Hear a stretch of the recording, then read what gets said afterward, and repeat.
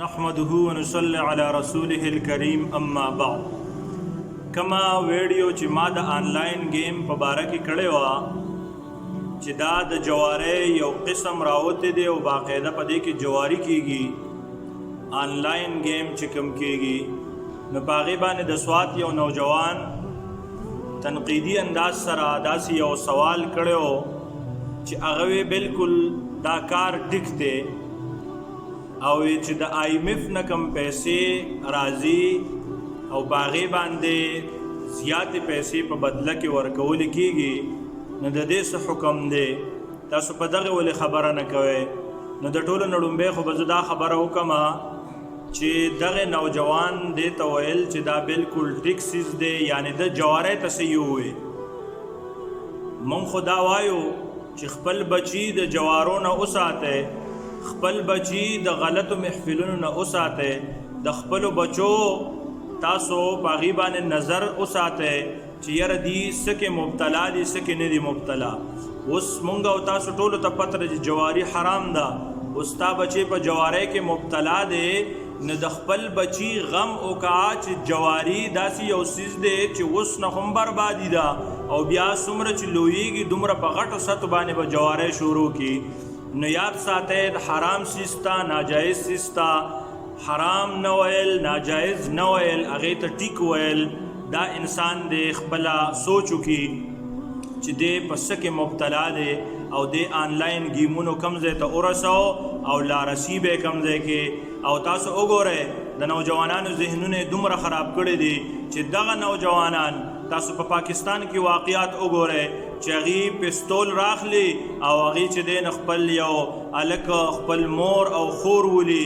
دغه شان څومره واقعات دا صرف اور صرف د گیمونو په وجه باندې د دې دومره خراب اثرات دي په نوجوانانو باندې. نو د دې نقصان مولانو ته هېڅ هم نه رسي.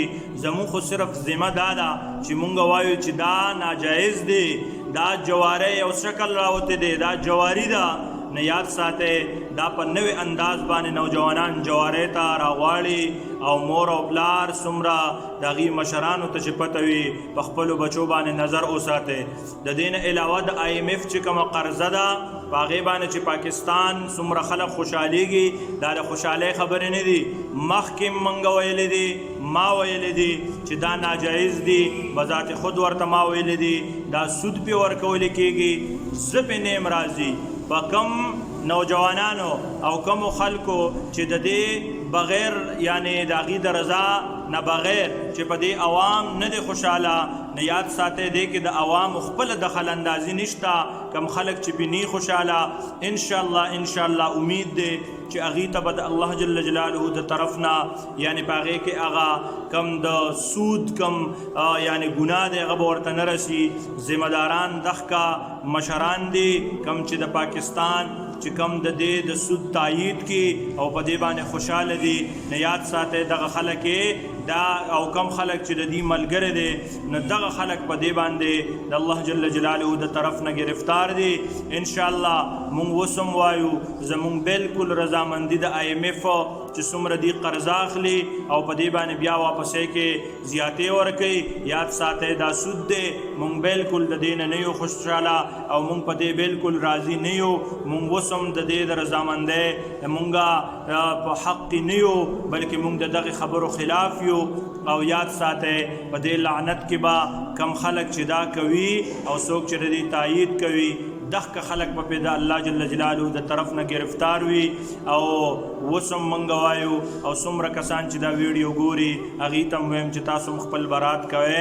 نه یاد ساتئ د IMF دا خو موږ مخکې ویلی دي چې دا ناجایز دی، خو زه دا خبره کوم چې د هغه خلکو سره ځان تاسو د دې مسلې او د دغې مسلې څه جوړښت یو بل سره بلکې دماغ تاسو له دومره د آنلاین گیمونو خراب کړی دی چې تاسو یو څیز طرف ته بیا بل څیز طرف ته سوچ کوئ. الحمدلله موږ خو ټول ناجایز او حرامو څیزونو ته چې څومره دي هغې ته ناجایز او حرام وایو، خو تاسو له دومره ذهنونه بند کړي دي چې تاسو باندې د دینی خبره شرعن خبره ښه نه لګي. نو د خپلو دماغو علاج وکړئ او ضرور یې وکړئ او د دغه شیزونو نه ځان لرې کړئ ځکه شریعت مطابق زندگی تیرول دا د هر مسلمان ذمہ داری ده. واخر دعوانا ان الحمد لله رب العالمین.